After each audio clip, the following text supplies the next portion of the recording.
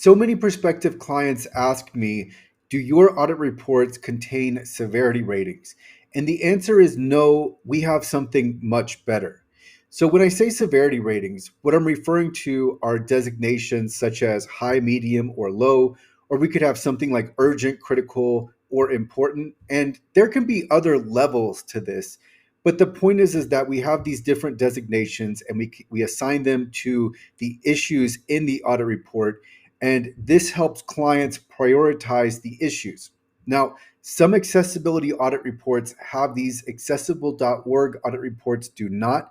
Instead, we've opted for two prioritization formulas. We use user impact and risk factor. Now, with both of these formulas, they have a score for each individual issue along with the designations.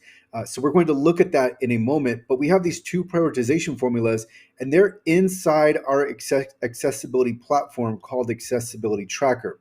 And so now you can not only sort by the general markers such as urgent and critical, but you can also look at the scores so that you precisely know which issues need to be prioritized versus just having a cluster of issues that are marked as critical and not knowing where to start with each.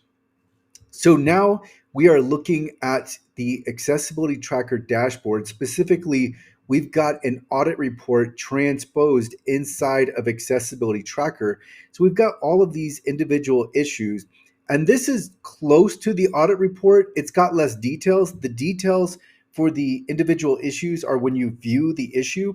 But from here, we can see several columns. And the two columns I want to focus in on are impact and risk factor.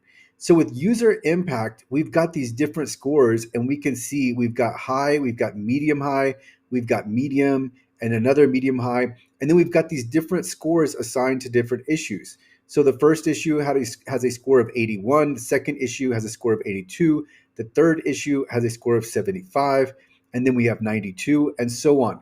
So this gives you specificity. Now you have a score that you can go by, and you can really have a top to bottom. This is the first issue we want to work on. Here's the second issue, and so on. And so what you can do, these are out of order right now, but you can just simply sort by the highest score, and then you can start working from the top down. So this is really helpful. And when I say user impact, with this formula, we've come up with the issues impact to the most amount of users. And part of the reason we have this formula is because all of the success criteria are important. That's why they're there. But we wanted to help our clients understand exactly what issues are going to be the most important to the most amount of people and potentially cause a barrier to access. And we have a full write-up on how we came up with this formula. I will include a link to that in the description. And we've also got the risk factor score. Now, risk factor is tied to the serial litigation with website accessibility that's ongoing in the US. So here, this is data driven and just looking at the issues that are most commonly claimed by the most active plaintiffs law firms, and then assigning a score to those issues that come up the most. And so there is a fair degree of overlap between these two issues, but now you can choose with either one, whichever one works best for your organization. And there's also a way to custom assign a priority. So if you want to add the designations of high, medium, or low and assign by however you'd like, you can also do that inside of Accessibility Tracker. And this column is marked priority. This will be a column that you can custom add if you so choose to, but otherwise you can simply use user impact and risk factor and sort by those in a matter of seconds.